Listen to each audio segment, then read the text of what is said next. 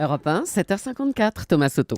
L'Irlande du Nord, rattrapée par ses vieux démons, suspecté d'un meurtre datant de 42 ans, le dirigeant républicain Gerry Adams a passé 94 heures en garde à vue avant d'être finalement libéré. Mais ça a fait monter la tension là-bas. Bonjour Danny Cohn-Bendit. Bonjour Thomas. Bon alors d'accord, Gerry Adams est l'homme du processus de paix en Irlande du Nord, mais faut-il pour autant le blanchir si c'est lui le coupable ? Non, alors d'abord deux choses. D'abord, c'est un des hommes qui effectivement a permis d'arrêter ces années noires dont vous avez parlé en Irlande. Deuxièmement, il a été suspecté, disons, d'avoir ordonné un crime. On ne sait pas du tout si c'est vrai ou pas. Mais en général, il faut poser le problème clairement. Il y a des situations de conflit, de guerre civile.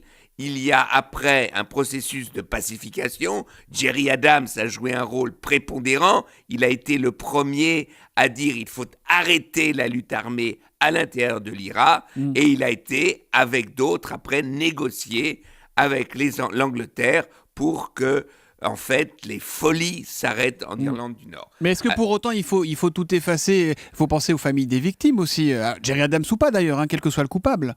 Thomas Soto, oui, Danny et la Cohn-Bendit. France, 1963, les accords d'Évian, il y a eu une amnistie pour tous les crimes commis en Algérie pendant la guerre d'Algérie par le FLN, par l'OAS, par l'armée française et par tous ceux qui ont commis des crimes qui étaient reliés à la guerre d'Algérie. C'est ça le prix de la paix, d'un processus de paix, quand il a lieu dans ces conditions.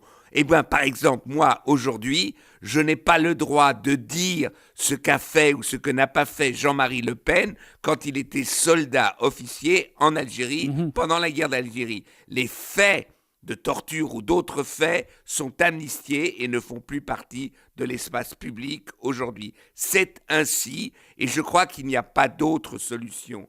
D'ailleurs, après 68, même les soldats de l'OAS qui avaient donc s'étaient révoltés, qui avaient fait preuve de sécession contre l'État français, ont été réintégrés dans l'armée française.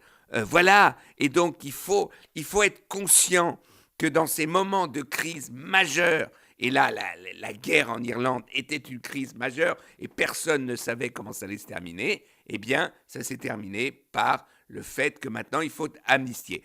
Imaginez, Thomas Soto, imaginez que les Israéliens et les Palestiniens, Inch'Allah et Shalom, arrivent à un accord de paix. Eh bien, il y aura une amnistie pour tous les crimes commis par les uns et les autres pendant ce conflit interminable, et c'est nécessaire, et ça sera comme ça. Oui, mais attendez, Danny, imaginez-vous, alors on fait de la fiction, on est d'accord. Demain, Bachar el-Assad devient le pacificateur du Moyen-Orient. Il fait la paix, il arrête, il fait la paix avec Israël, il permet à toute la région de...